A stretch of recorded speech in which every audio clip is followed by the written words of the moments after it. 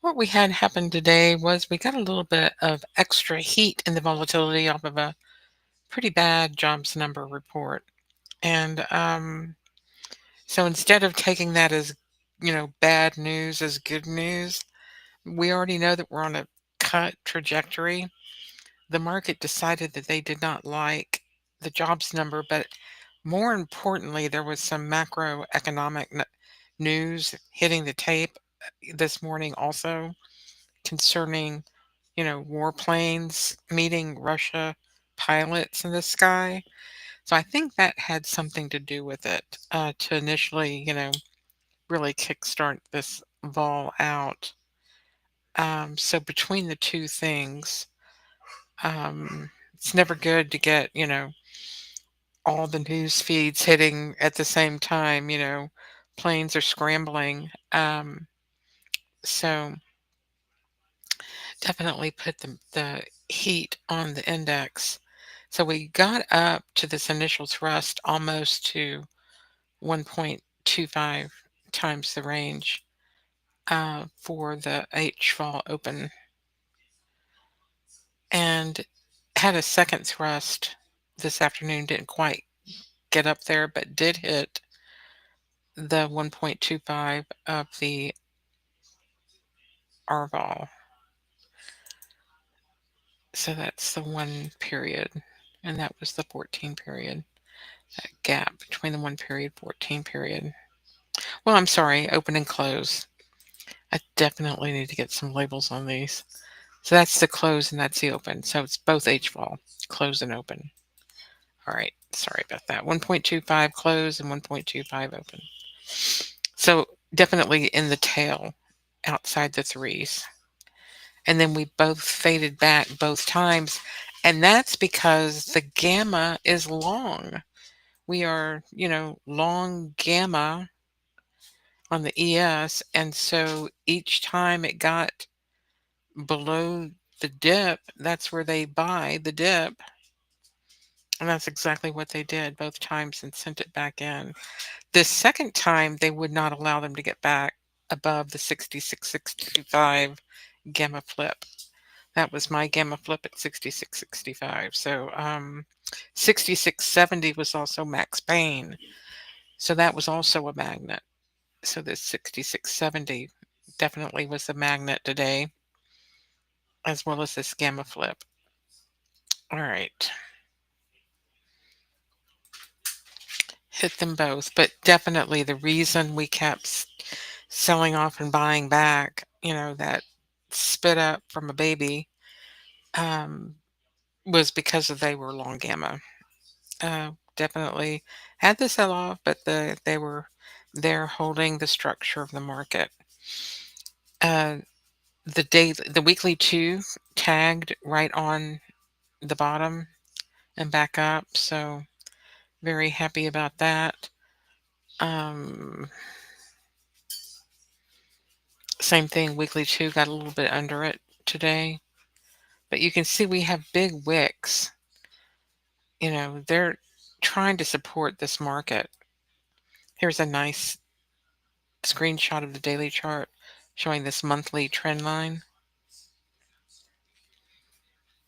Well, it's, I guess, a daily trend line. These are monthly distributions. So that also had something to do with it.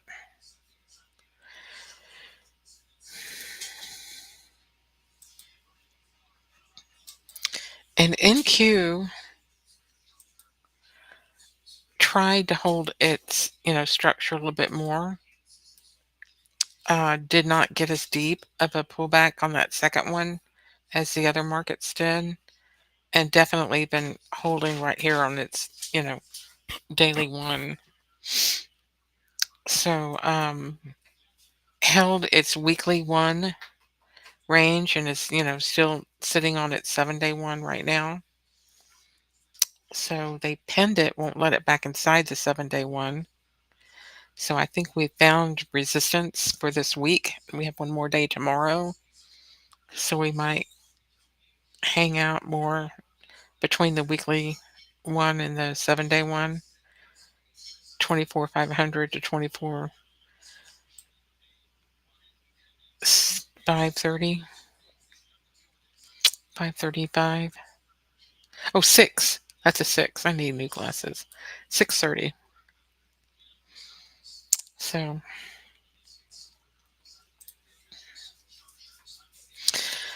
the levels to watch, we don't want to get below, these monthly ones at all. I don't think we will. But for this week, so far, the weekly one has been holding the risk. We'll see if that continues to hold tomorrow. Or they, may be able to get back inside that 7-day one. Um, we'll see what happens. But NQ definitely had more structure support than the other markets. Bitcoin sold off to its monthly mean. So if I just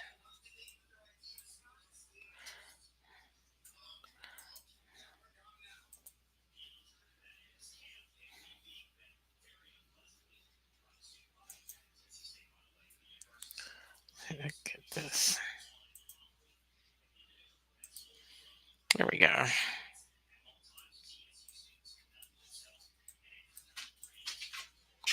All right, here's the Bitcoin. Came down to its monthly mean and bounced. Sold off to the daily 1.25. And gold right inside its daily ones. Didn't go anywhere.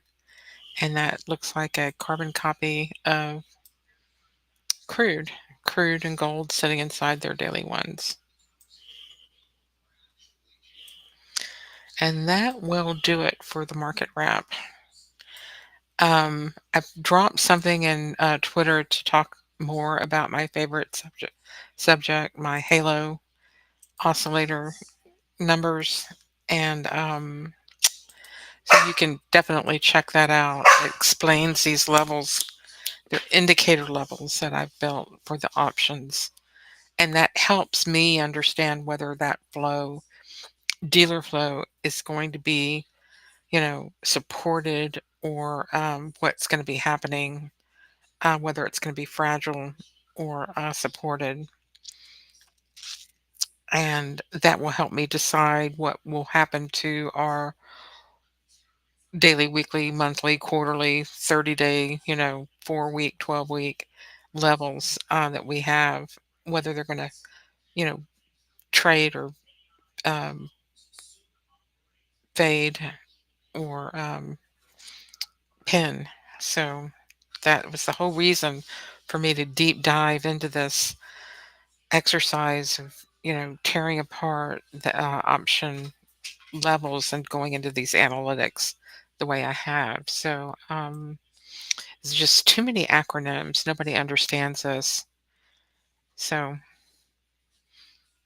and they all have their own thresholds. So it's hard for me to explain to you what the level signifies. So I tried to synthesize it into an oscillator, and that sort of changed the levels a little bit. So it got confusing.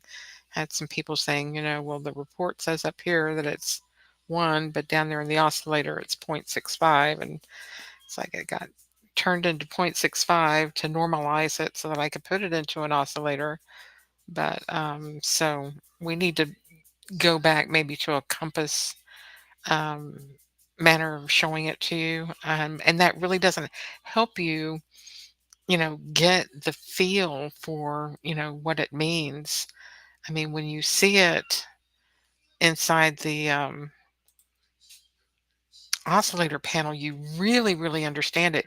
You can see that all these are high positives, sort of like middle, flat, or really negative. No really negative readings at all. They were all, you know, really high positive, especially this GTI, the GEX and GTI, which was that gamma tilt and the high GEX. So long gamma and gamma tilt,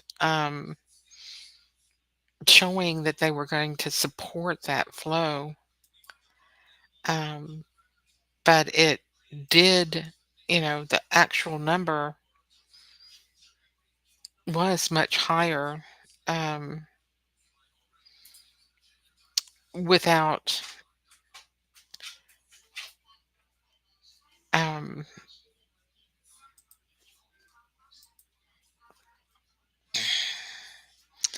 see, way up here,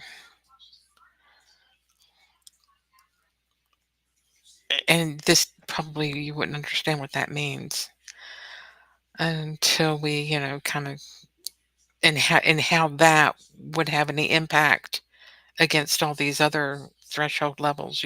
You'll see these numbers and they won't mean anything to you. So it's like I can show you this, but you still wouldn't understand it.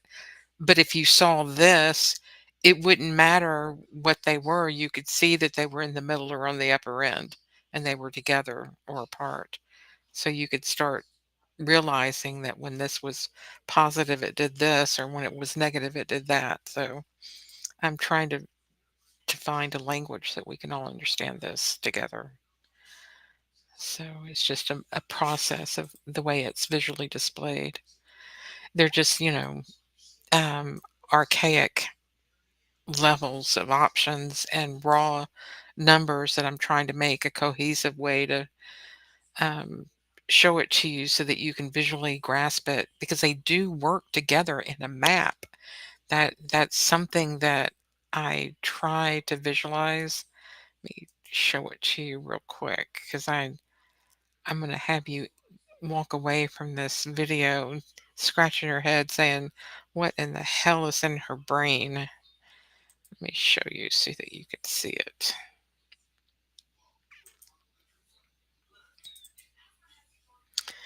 And you'll say, oh, that's what's in her brain.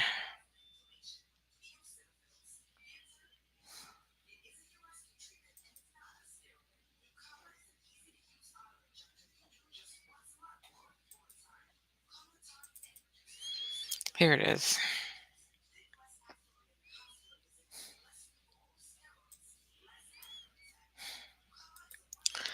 It starts with the PT levels 1, 2, 3 that you're used to seeing.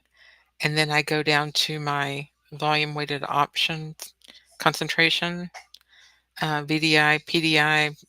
My PT levels are around this structure right here.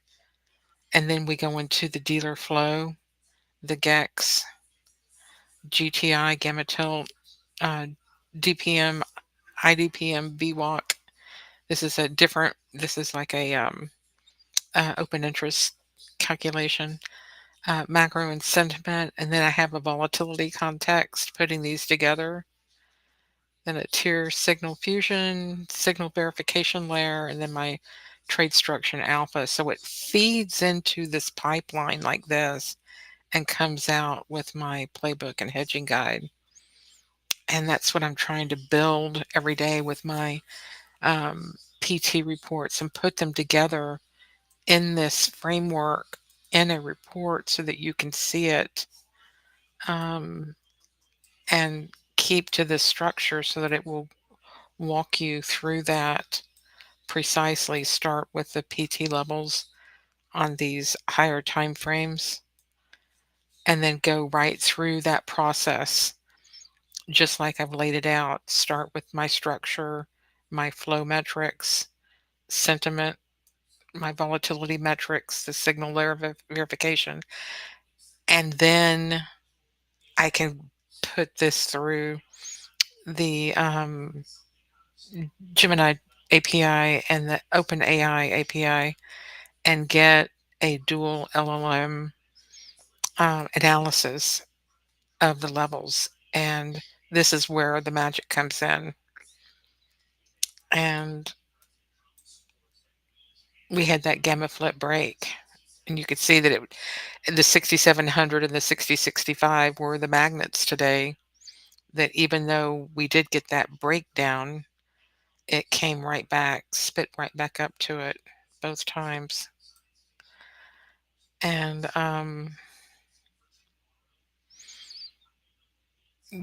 hopefully give you some playbooks for the day with support resistance, tell you what to do if it breaks down, or both sides can bullish or bearish, and then explain the oscillator panel and the gauges. But what happens, like I said, when I build this oscillator, um, it normalizes the levels to make them fit in the scale. See, it's a normalized scale. And I need to either keep my numbers raw so that they're not skewed, or go to the gauge that nobody's going to understand anyway. I don't know what to do. Maybe if you have any ideas, let me know. Maybe show the raw numbers in here without normalizing it. But I do like this because it's so representative of what's going on, um, much more than the gauge. You can see that gauge every day and not understand it. I mean, who would know what that meant, right? That's just like, so what, Why am I even bothering looking at that? All right. I'll figure it out. A work in progress. I do like the oscillator though. Maybe I can get past the normalization and just, let y'all know that the raw numbers are going to be the upside in the table in the metrics, but I've normalized them just so I can show them in a display in the bottom part. So maybe that's it. We'll just split the baby on that and I'll be happy. I obsess over every little detail. I just want it to be perfect. But what is perfect, I think, are the accuracy of the you know PT levels, the structure, the overall H-ball, R-ball structure. So that is the important thing. All right, guys, that's it for me. I hope y'all have a great evening, and hopefully we can keep our planes out of the sky. All right, talk to you guys later. Thank you so much. I'm sure that everybody will be very confused after this video.